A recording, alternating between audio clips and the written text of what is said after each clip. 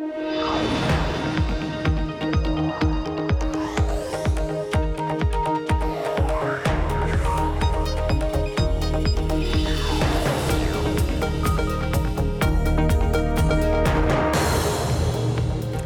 Taylor Riggs in San Francisco in for Emily Chang, and this is Bloomberg Technology. Coming up in the next hour, full steam ahead. The EU's antitrust chief, Margrethe Vestager, tells Bloomberg that the EU will push for a tech tax. Even if a global push fails, we'll hear from her. Plus, fine-tuning forecasts. We'll explore how technology is changing weather forecasting with pinpoint precision, an important tool when it comes to predicting travel tie-ups and potential wildfires. And go for launch. We'll take a look at investment opportunities in the space economy industry. It's estimated to reach nearly $1 trillion. But first, to our top story. So the EU's antitrust chief, Margrethe Vestager, has made a name for herself as a tough regulator who is not afraid to go after big tech. And Wednesday, she told Bloomberg that the EU will still pursue a digital tax, even if a global push at the OECD fails. Bloomberg's Maria Tadeo talked to her in Strasbourg, France, where she was asked how Europe's regulatory posture on tech is different than the US and China. First and foremost, of course, to promote what we have going for ourselves already, because in the business-to-business environment, you find a lot of impressive tech, you find engineers, you find research, and you find an impressive startup environment. And of course, then the willingness to balance all the possibilities and to tame the dark sides. And you're talking about innovation, but we do hear many times from U.S. companies that the reason why you're so focused on taxation is because we haven't really seen any real innovation in Europe. Do you agree with that? Is that fair? No, that's absolutely not fair. What is fair is to say to all the many, many businesses who pay their taxes in Europe that not just some of them should contribute, but that every company should contribute where they do excellent business, because this is the bottom line in Europe. You do very good business here. And what would that be? Is that something that you would still think if by the end of 2020 there is no international agreement on digital taxation, it'd be fair for the EU to just go at it alone? Yes, of course it would. We are strong believers in a global agreement. I'm very happy to see the progress made by the OECD. There's a very strong push, and there's a positive feedback on their first drafts. So, of course, that would be the better solution. But if that cannot be met, well, when you look at all the businesses who pay their taxes, it would only be fair that we pick it up again if a global solution is not possible. So based on what you hear now from the OECD, this time there is momentum to get this done, because we've been here many times and we haven't actually seen progress made. Yeah, but I think normally I wouldn't be sort of optimistic when it comes to taxation, but I think now actually there is a momentum, there is a deeper understanding that we have to update sort of also corporate taxation to digital times, and in that respect I think sort of also the global dialogue is changing. And we also heard today from President von der Leyen that data is key for this commission. Data is power, but it can also be weaponized. So what are you going to do about it? What measures to protect consumer data in Europe, and how are you going to deal with that? Well, first and foremost, we're going to make a comprehensive strategy, because for AI, obviously, data is the main input. But data is so much more than a commodity. It's also what defines us as people in digital ages. We have taken a number of steps with sort of digital citizens' rights in the GDPR. We have a lot of public data that has been made available. But what we need is, of course, a comprehensive strategy for data to be the driving force, also of a prosperous European economy, and, of course, for the green transition. And what timeline are you looking at? Well, this has to be fast because it ties in very well with what we are planning to do on artificial intelligence. And the two things will have to come together. But for people to see sort of the full scope of what data can do, well, then we have to make a specific strategy when it comes to data. And mergers and acquisitions, that was a big theme for the old commission. I know you specifically said you disagreed with a few of them and you blocked the Amstel Seaman. That led to criticism. With the new commission, are we going to see a change in the rules to perhaps make it easier to create big European champions? Well, it is quite easy already. You know, we have giants that comes from mergers here, and the vast majority, they are just, approved because we see no competition concerns. We don't question the business logic. It is so rare that this happens.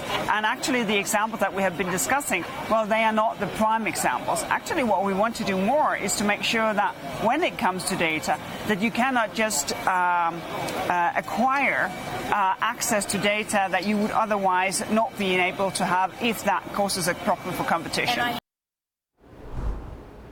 That was the EU's antitrust chief, Margrethe Vestager, speaking to Bloomberg's Maria Tadeo.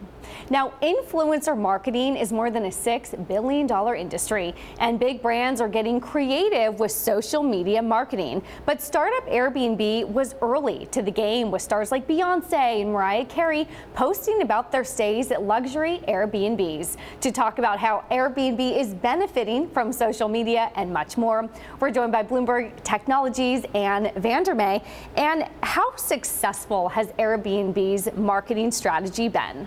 I would say really successful. You see posts kind of raving about their Airbnbs from celebrities like Justin Bieber, as you said, Beyonce, Lady Gaga, Britney Spears, the Jonas Brothers. The list kind of just goes on. And it's really helped set them up as a luxury brand. Were they early to this game? They really were. In 2015, not a lot of people were doing this. Social media marketing was still a very new thing. And not a lot of people were talking to celebrities about this either. So they're going out, they're posting, they're thanking Airbnb on Instagram, for example. But the lines are getting a little blurred of what is an ad, what's just a post. Do you have to disclose if you're getting paid for this? You do. The FTC mandates that there be a clear, conspicuous disclosure. A lot of times that's not entirely the case. With Airbnb, for example, in 2015, the rules weren't quite as clear. You saw people saying maybe thanks Airbnb, great pad. Now things have kind of firmed up a little bit. The FTC has, released new guidelines, and you're much more likely to see a post that says, thanks for the gift of the lovely home, or thanks for the pad, courtesy of Airbnb. Making sure that people really know it was an ad or a gift. Exactly. I want to talk a little bit about if there was any backlash. I mean, it seems it's all fun and games, right, until regulators come in or until there's backlash. Has there ever been sort of backlash on these brands for doing this? It's not really clear that there has been. Sometimes people see the sponsored post, they're not as likely to click on it. But Facebook actually says that making those disclosures does not lessen the impact. And also the FTC, it sent out a couple letters, but enforcement hasn't really been that fierce.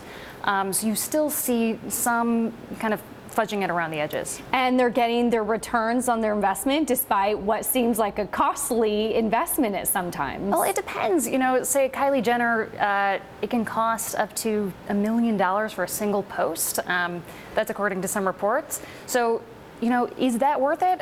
It's arguable, but maybe. I want to switch to another story that you were writing about that's gone from influencers. Now influencers are sort of outdated and we're now running to memes. What is this new meme craze? So an influencer is, kind of chronicling their life. It's like a normal Instagram feed, hey, check out this shampoo. I love this shampoo. A meme is just kind of a series of jokes. And this is often how teens want to relate to brands. They're really resistant to being sold to. It feels inauthentic. But if you're just making a joke, if you're maybe even making fun of the brand, it's a little easier to relate to. And what companies are taking this route? Uber is one example. There are a couple dating apps. I would say it's a little less proven, so you're not seeing as many of the really big names. I want to talk about what this means with really the state of advertising. How has it changed, and how has tech really driven a lot of those changes? I think tech has wholesale changed the way advertising works. But one of the interesting elements of it is social media marketing in particular, because you feel like you're so close to these people, and on Instagram and Facebook, you can't get away from them. You can use an ad blocker everywhere else on the internet, but not there. Bloomberg Technology's Anne Vandermeer, thank you for joining us. And 29 million Facebook users whose data was compromised by a hack cannot seek any monetary damages from the tech giant. A federal judge ruled users can, however, band together if they wish to try to force the company to improve its security measures. The U.S. district judge says he's granting the class action measure because, quote, Facebook's repetitive losses of users' privacy supplies a long-term need for supervision. And forecasting clouds through the cloud. We speak to the CEO of one company using supercomputers and big data to predict the weather. And if you like Bloomberg News, check us out on the radio. You can listen on the Bloomberg app, Bloomberg.com, and in the U.S. on Sirius XM. This is Bloomberg.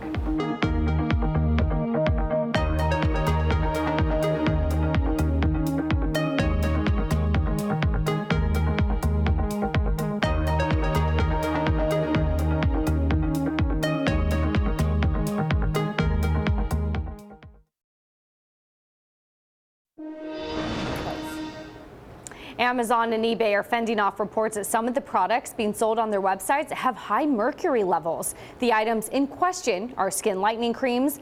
Activist group, including the Sierra Club, purchased 158 of these types of products from Amazon and eBay marketplaces in 12 countries, including the U.S., and found that 60% were contaminated by mercury.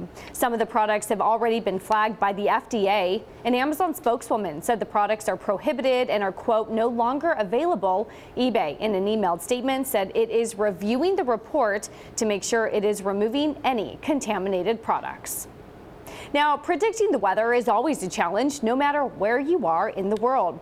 To get ahead, one company is turning to supercomputers. I spoke to the CEO of The Weather Company. It's a subsidiary of IBM. Cameron Clayton told me that the new tech will give faster, more precise forecasts, and for the first time, it will cover the entire planet. We've just launched IBM Graph, which is a global high-resolution weather model, the first of its kind in the world.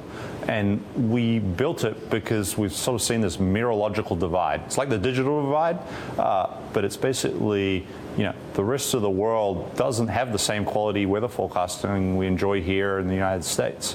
And so at IBM and the Weather Company, we've been working for the last 2.5 years to build this new global weather model, and it launched just recently, and we're really, really excited about it. What are you hoping to achieve with it? Are you really looking at forecasting to help save lives? I mean, what really is the end goal?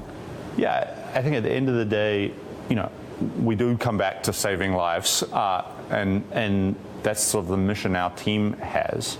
But when we look at weather and the volatility of weather increasing around the world, we also see that it's disproportionately impacting the poorer countries and the poorer people in the world versus the richer nations in the world.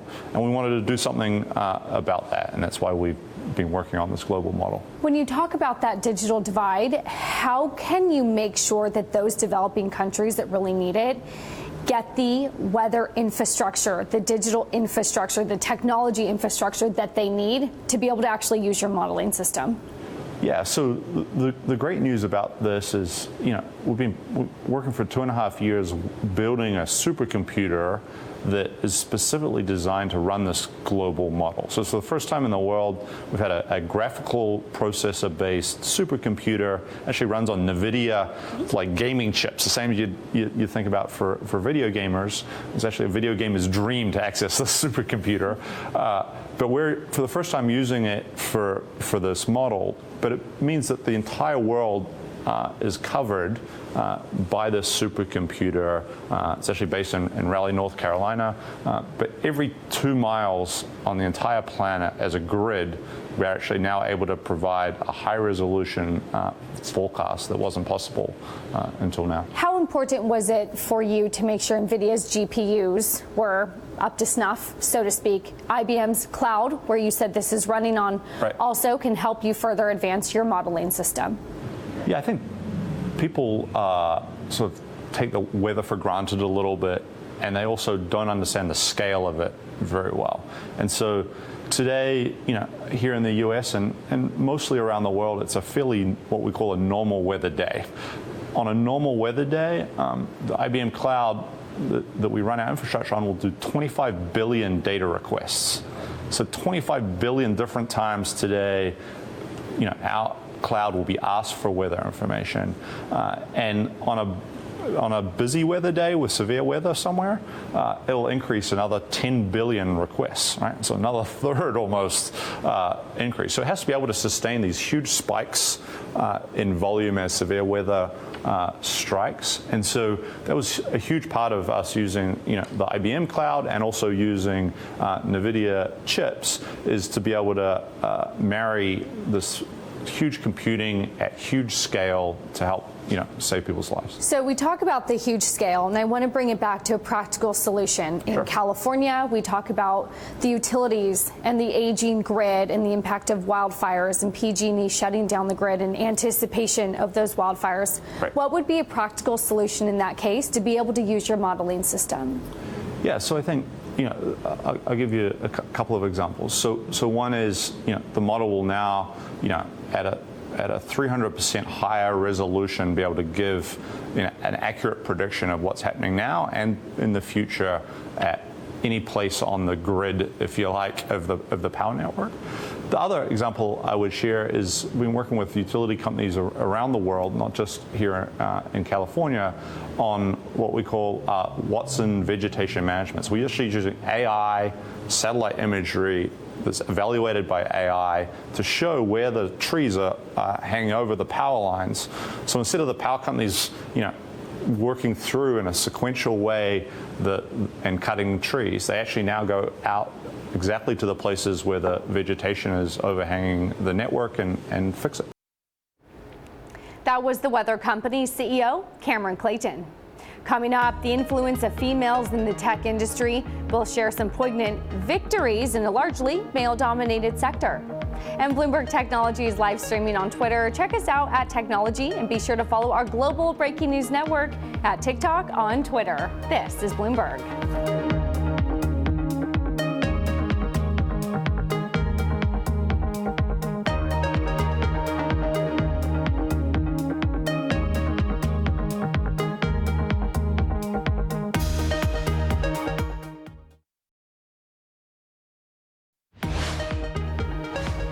Let's get a look at the top tech calls. Loop Capital Markets raised Disney's price target to $170, citing optimism over the company's Disney Plus streaming service. Analyst Alan Gold expects 26 million subscribers for Disney Plus in the first year and says 5-year targets of 20 to 30 million domestic subscribers appears to be quite conservative. He expects more than $1 billion in Disney Plus revenue in the company's fiscal 2020. Autodesk analysts raised their price targets on the stock after it reported third quarter results and gave an outlook for its free cash flow that was seen as strong. Analysts at Stifel raised the price target to $190 a share, saying they are pleased with the solid print and guide and continue to believe that Autodesk remains well positioned across end markets. And VMware reported third quarter results that beat expectations, prompting a round of optimistic commentary from analysts who noted that the strength came in contrast to weakness seen by other tech companies. Bank of America analysts said the results are solid and there is a continued positive setup in fiscal 2021 and beyond. And those were a look at the top tech calls. Now, the rise of technology firms has been the single biggest driver of growth in the U.S. in the last decade and a half. It's helped propel iconic companies, including Facebook, Salesforce, and Trulia. But while this bro culture of Silicon Valley is only just beginning to be explored, there's new reporting on the women funding those great giant companies. We continue our ongoing conversations about the bottom line impact of diversity. Bloomberg's Scarlett Fu sat down with Julian Guthrie. She's the author of Alpha Girls, the women upstarts who took on Silicon Valley's male culture and made the deals of a lifetime. I started getting names and casting a wide net and then interviewing the women, and I just gravitated to certain women's stories. The 4 women you end up profiling in Alpha Girls played critical roles in creating new companies and creating the companies they're in, but they're not household names like Elon Musk or Bill Gates or Steve Jobs or Sergey Brin. Do they want to be household names? Is that the only way to change the narrative from something that is male-driven to something that's more inclusive? That's a really interesting question. I think that They didn't set out to be household names. I think now, because of the book, and the book is being adapted for a television series, that will really broaden the story and commercialize the story. I think that they're really proud of their stories. They were very reluctant to tell their stories in a lot of ways. I think that you really have to be brave to be vulnerable. And for women had been very much, these women who worked in this male-dominated industry, and this speaks to industries, across the globe, really, but they had not sought out the spotlight. And they had been these outsiders who had found their way into this industry, and they had to learn to play by someone else's rules before they could start writing their own.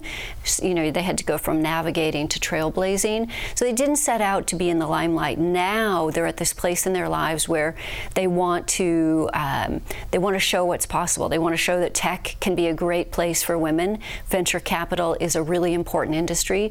There is something to be proud about in seeking to make a lot of money, to build companies. It's very important for women.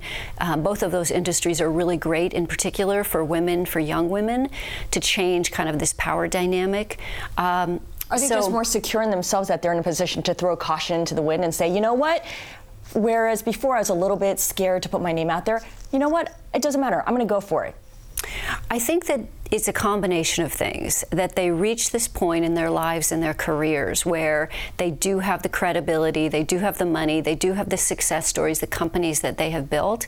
And there's also this zeitgeist now, this moment in time, this call to action for men and women to pursue equity. And so I think the women of this story, I see this as the biggest business issue of our time, is this issue of equity. And I think that the women now are very proud of their stories and of telling their stories. Again, it was very hard to get them to tell their personal stories. So to tell their success stories of building, helping to build Salesforce or Trulia or grab the Facebook deal, or, those were more of a reporting challenge, just getting it right. But getting them to tell about the broad sides, what happens when you come down, when you're diagnosed with cancer, what happens when you're adopting a baby at the same time, what happens when you as a woman make more money than your partner or your husband. So all of those things were more difficult, but they were such an important part of Alpha Girls and telling that story. How do you think the Me Too movement played into this at all? You talk about the zeitgeist. We can't ignore the fact that Me Too has been happening, and it's taken down a number of prominent men. Did that factor into people's thinking? Was that kind of in the backdrop the entire time? I started my reporting before the Me Too movement really became this galvanizing force, and I thought that women would be much more at ease in telling their stories, but that wasn't the case. I think it helped because there is this community, there is this network. People are being held accountable like never before, thank goodness. But at the same time, they're still working in this industry. These four women, MJ Elmore, Sonia Perkins, Magdalena Yashil, and Teresa Gao. That was author Julian Guthrie with Bloomberg's Scarlet Fu.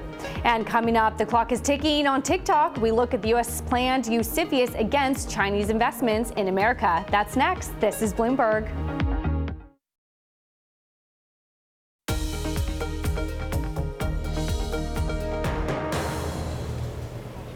This is Bloomberg Technology Global Link, where we join Bloomberg Daybreak Australia to bring you the latest in global tech news. I'm Taylor Riggs in San Francisco with Sherry Ann in New York and Paul Allen in Sydney. Let's take a look at those top global tech stories of the day. Paul? Thanks, Taylor. German Chancellor Angela Merkel wants a new European agency to handle 5G matters, an apparent move to address safety concerns over Chinese equipment in the next-gen tech. Merkel believes that allowing each EU nation to set its own China policy with regards to 5G would, quote, be one of the biggest dangers and devastating for China and Europe. On Monday, the US will announce its response to France's digital tax. The French regulation targets companies like Facebook, Google, and Apple. In August, Presidents Trump and Macron agreed to try to negotiate a truce, but the 90-day deadline for talks expired this week. The 3% tax affects companies with at least $825 million in global revenue and digital sales of $28 million in France.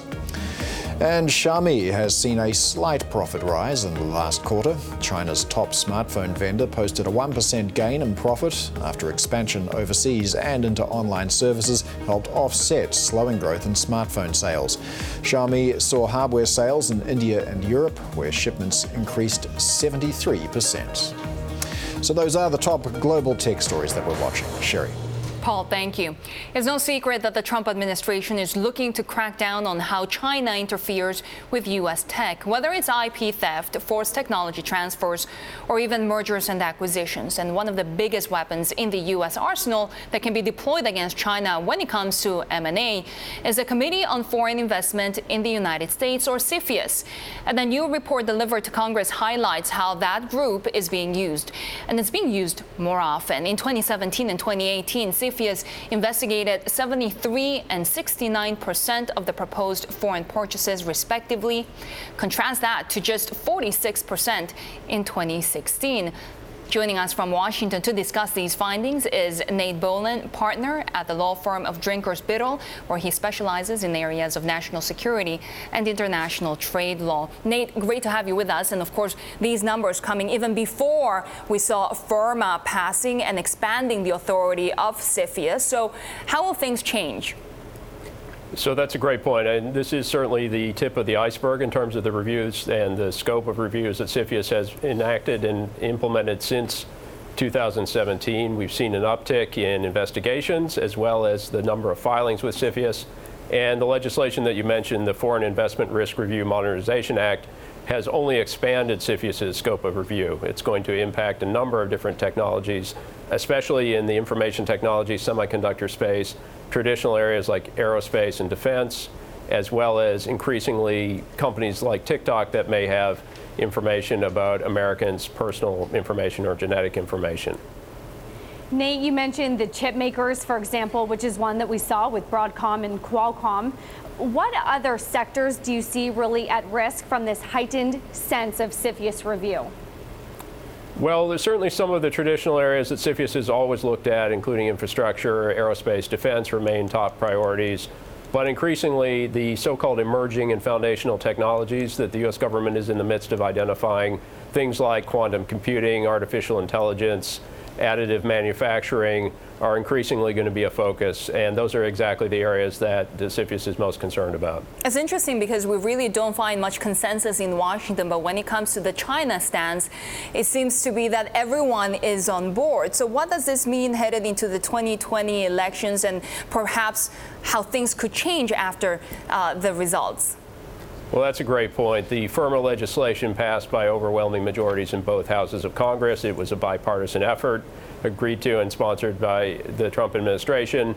And I think the key takeaway from that is no matter what happens in November 2020, we're going to be dealing with these issues longer term. This is not something that is just a factor or a creature of the Trump administration's policy, but something that both sides of the aisle are behind and very supportive of. So, Nate, is the increased CFIUS review warranted, in your opinion? Well, certainly the risk factors that Congress has identified are fairly extensive. There's been a lot of studies that have come out, both from the Department of Defense and other U.S. government agencies that highlight these risk factors. And I think the administration and Congress are looking for tools that will enable a closer scrutiny of those types of investments and really are just trying to focus on the riskiest transactions, repeating the message frequently that the U.S. remains open for business, remains open for investment, but they want to have an additional look at what might be coming in that could threaten U.S. national security. So what have we seen already coming into the U.S.? How big are the Chinese investments and the focus of these Chinese companies in U.S. firms? Well, certainly in the past 10 years, there's been a marked uptick in Chinese investment in the United States overall. That has declined somewhat in the past 18 months to 2 years, in part because of some additional currency controls that China has enacted that have restricted some outbound investment, but also, according to many commentators, the fact that CFIUS has been looking more closely at inbound investments. There's also remains a very high level of investment from other countries, and this is not something that is intended to focus solely on China, so there is certainly scrutiny of other transactions from other countries as well. Nate, what should investors in some of these non-U.S. companies do? Well, the most important thing is to look at these issues very early on. If you're scrutinizing or considering a transaction, make sure that this is on your list of things to look at the very outset of the deal. Work it into any types of deal term sheets that you may be negotiating, other parts of the transaction that you may be looking at strategically, and factor in the CFIUS timelines and all the information that needs to be gathered in order to make a convincing case to clear the CFIUS review. This is not something that you want to hold until the last minute. Thanks to Nate Bolin of Drinker Biddle. Plenty more global stories ahead. This is Bloomberg.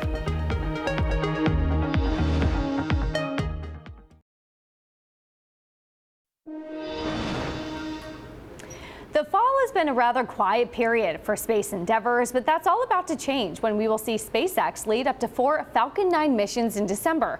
Kicking it off, a logistics mission set for a December 4th launch. The overall space economy is estimated to reach $1 trillion globally by 2040.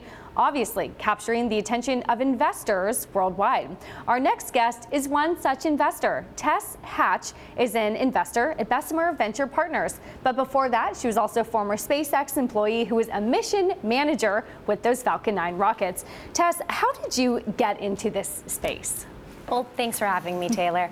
Sally Ride, the first American female astronaut, went to my childhood school, and when she came and spoke, I wanted to be her ever since. So I applied to be a NASA astronaut and saw common backgrounds of those, like aerospace engineering degrees and work experience. So you got into this field. Where do you see the investing opportunities? How big do you think this market has the potential to be? Before making predictions about what's next, I think it's important to look back on the technological catalysts or momentum drivers that have gotten the industry to where it is today, and specifically the private space industry. And there's 2 of those. The first is the invention of the CubeSat. Years of Moore's Law, decades of Moore's Law, exponentially decreasing the size and increasing the power of commercial off-the-shelf components.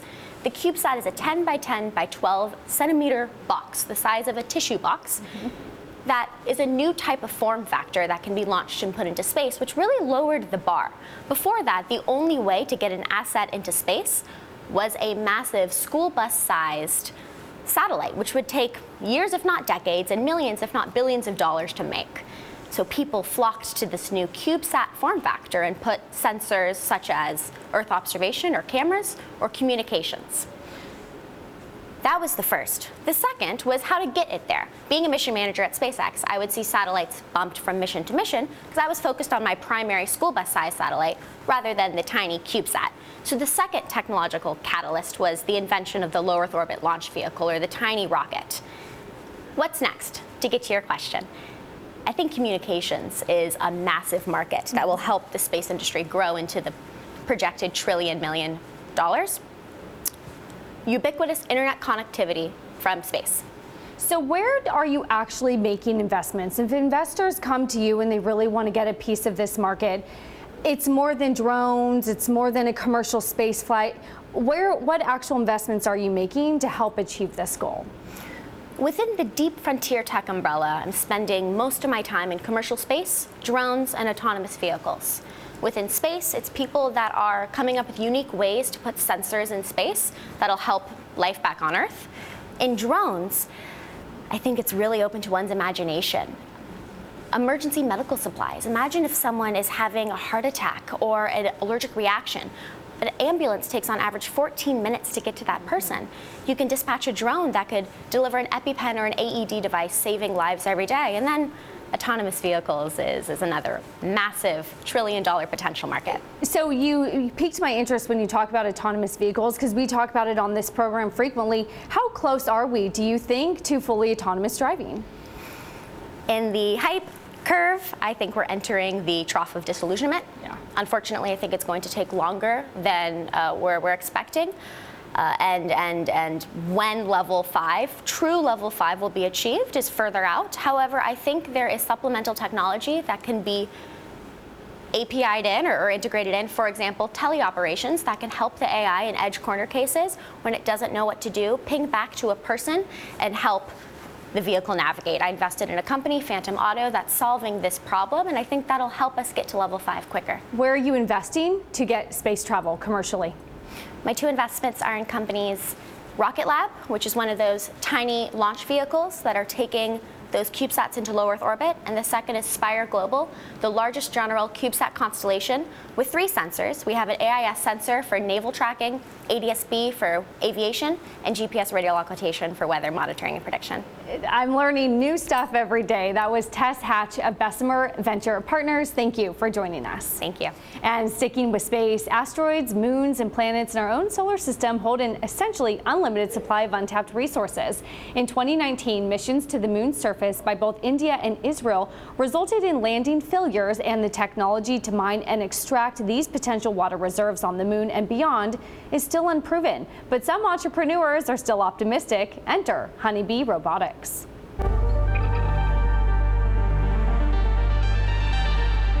The answer is yes. The technology exists. We can put something together, we can send something to the moon that can mine water. So we are sort of like a trailblazers trying to figure out what's going on the moon, what's below the surface. Meet Honeybee Robotics. They've designed drills used in NASA's past Mars missions and have sampling and mining systems going on future planned missions to the moon, Saturn's moon Titan, Mars' moon Phobos, and Jupiter's moon Europa. We've been focusing on developing high-end, fully autonomous drilling systems from literally iPhone size all the way to the size that cannot fit inside this vacuum chamber behind me. And that's why NASA has long relied on their expertise. Unlike your everyday drill from the hardware store, their drills overcome the numerous limitations of space, which include extreme temperatures and low gravity. That means you have to be very, very imaginative, very innovative to solve these problems. You're essentially trying to do what we do here on Earth, but with a fraction of the power, with a fraction of the mass, with a fraction of the volume, and drilling is unforgiving. If you get stuck, if something goes wrong, there is no second chance. The difficulty in drilling would delay placement of the second probe until the next day. One of their innovative ideas, called PlanetVac, uses compressed gas to shoot material into a sample container. Its ergonomic design allows it to be inside the foot of a lander, and was chosen to go with NASA-funded payloads to the Moon and Mars' moon Phobos. For mining and extracting water on the Moon, they created the Planetary Volatiles Extractor, or PVEX, and it not only drills, it mines. It's based off a drill that removes a cylinder of material called a coring drill. But it's not just any coring drill, it's a system with heaters on the inside. So you drill down to required depth, you heat up the material that's on the inside of a coring drill. And ice turns into vapor, and vapor moves up the coring drill into a cold finger. So you're capturing water vapor like, for example, in your freezer when you have condensation. PVEX is a mining system. It can actually get into the soil, it can actually extract water, it can actually capture this water in a separate container. We have all the pieces together and we can go to the Moon or Mars and mine it. When it's tested on the Moon, which may happen in the next couple of years, PVEX will be the first end-to-end mining system deployed in space. And they have even more futuristic ambitions to use the PVEX drill. Like this one, that not only extracts and stores water, but uses it to propel itself, like a flying kettle. Wine, it stands for the world is not enough. It's a James Bond stuff, it's very futuristic. It's a new concept of space exploration. The main idea is to send hundreds of low-cost wine spacecrafts all over the solar system to give a clear atlas of asteroids that have water resources. Honeybee Robotics is one of the many startups that NASA is depending on to develop new innovative ideas. There is a strong private-public partnership with NASA right now to come up with landers that we can send twice a year that will put payloads to the Moon, payloads like instruments, like rovers, and also humans. We're doing it. It's happening right now. Very, very exciting times. And still ahead, real estate investors are looking for new tech opportunities. Could biotech be it? Our conversation with Alexandria Real Estate Chairman Joel Marcus next. This is Bloomberg.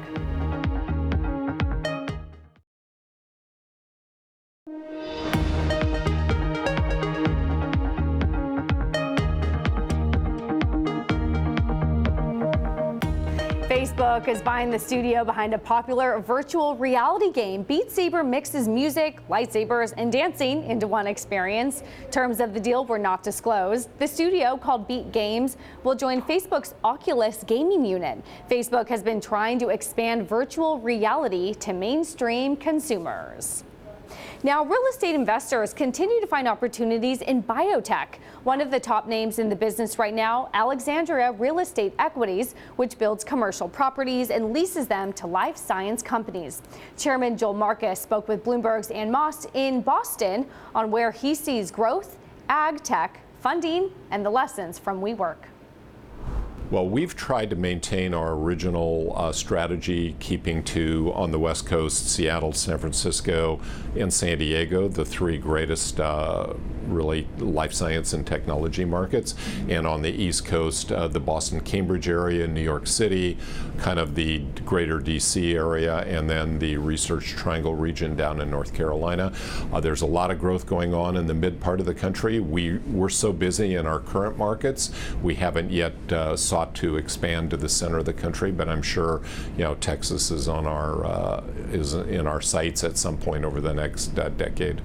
Looking beyond biopharma, how much of your business will be agricultural technology or ag tech in the next 5 years?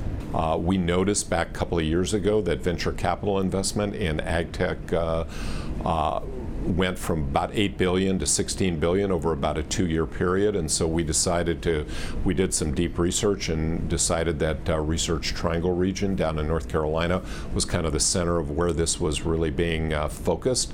So we decided to build the first multi-tenant ag tech campus down there with great amenities. It's a beautiful, it was just opened over the past quarter or two, and it's the first one actually in the world that has sought to brought together large major ag tech companies together with mid-sized companies and then early stage startup with a smattering of venture capital and really world-class amenities, so, and greenhouses. So it's office, lab, greenhouses, all in kind of one beautiful campus.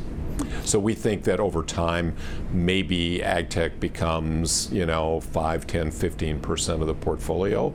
And so hard to say, but we're very optimistic about that. Now, there's a wave of venture capital and private growth capital that continues to flow into life sciences and biotech. Do you have any concerns that anyone with half an idea can raise about $1 billion right now? Well, I think it's a little tougher. Remember, we've been in about a 5-year cycle that started in about 2013, 2014, and it's been about 5 years of a really strong run. The venture side has continually raised bigger and bigger funds, reinvested, started a lot of early stage companies. But I think maybe the WeWork example has taught us that if the business isn't founded on a solid business proposition with a sensible financial strategy and a management team that makes sense and is well grounded, that I don't think you can't just raise stupid money anymore. I'm not saying WeWork was stupid money, but money being thrown at companies with valuations that became somewhat astronomical. I think we're seeing much more discipline in the public markets, which now are bleeding over into the private markets. Talk a little bit about the reverberations of the WeWork drama over the past few weeks, and as a veteran developer and operator, what lessons you think this situation at WeWork teaches the industry, what it says about new entrants in the real estate space?